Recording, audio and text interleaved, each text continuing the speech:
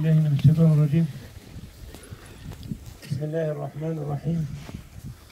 كل نفس ذائقة الموت وإنما توفون أجوركم يوم القيامة فمن زحزح عن النار وأدخل الجنة فقد فاز وما الحياة الدنيا إلا متاع الغرور. كل من عليها فان ويبقى وجه ربك ذو الجلال والإكرام. إنا لله وإنا إليه راجعون.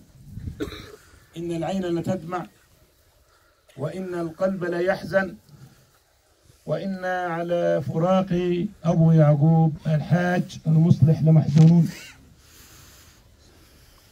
يحضرني يا إخوة في هذه اللحظات حديث للنبي صلى الله عليه وسلم: رحم الله رجلا سمحا إذا باع وإذا اشترى وإذا اقتضى.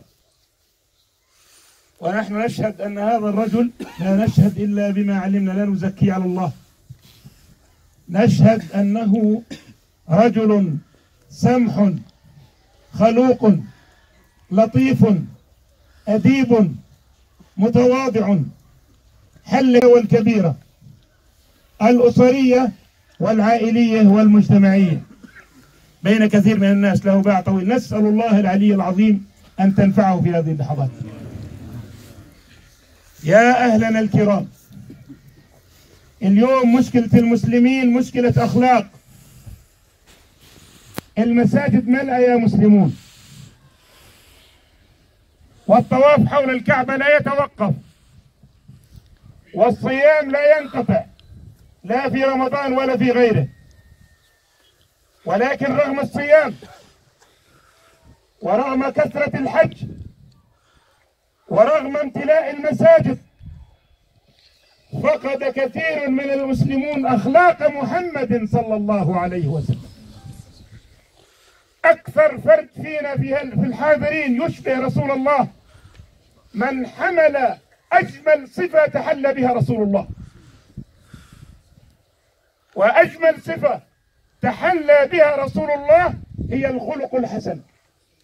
من أراد أن يتشبه برسول الله ومن أراد أن يكون قريبا من رسول الله يوم القيامة، ليس بكثرة صلاة ولا بكثرة حج ولا بكثرة تسبيح ولا بكثرة صدقات، أقربكم مني مجلسا يوم القيامة أحاسنكم أخلاقا.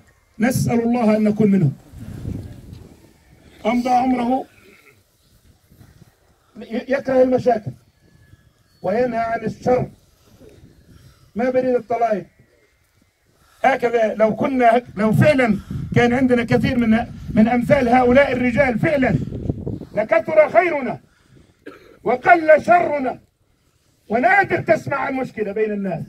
أصبح الإنسان يصبح على فاجعة، يصبح على خبر فاجعة ويمسي على خبر فاجعة، تدمير، خراب، قتل، شتات، فرقة، سوء جوار، وكل ذلك بسبب الابتعاد عن منهج الله. والمساجد ملأة والعمرات كثيرة والصدقات كثيرة والمسابح كثيرة، ولكن لا بد أن نعيد حساباتنا يا إخوة، أن نعود إلى رسول الله، عودوا إلى كتاب الله، عودوا إلى محاسبة النفس، تعالوا نصحح المسار شوي، عسى الله عز وجل أن يرحمها. اللهم إنا نسألك في هذه اللحظات آمين. اللهم اغفر له وارحمه وعافيه واعف عنه. آمين. اللهم اغفر له وارحمه وعافيه واعف عنه. آمين. اللهم اغفر له وارحمه وعافيه واعف عنه. آمين. اللهم اجعل قبره عليه روضا من رياض الجنة، ولا تجعله حفرة من حفر النار. اللهم باعد بينه وبين خطاياه كما باعدت بين المشرق والمغرب. اللهم نقيه من خطاياه كما ينقى الثوب الأبيض من الدنس. اللهم اغسله من خطاياه بالماء والثلج والبرد. اللهم ثبته عند سؤال الملكين. اللهم ثبته عند سؤال الملكين. اللهم ثبته عند سؤال الملكين. اللهم أبدله دارا خيرا من داره، وأهلا خيرا من أهله، وزوجا خيرا من زوجه، واجعل قبره روضا من رياض الجنة، وفرشه من الجنة، وألبسه من الجنة، ووسده من الجنة، وغطيه من الجنة، وارحمه وسائر موتى المسلمين بسر سورة الفاتحة.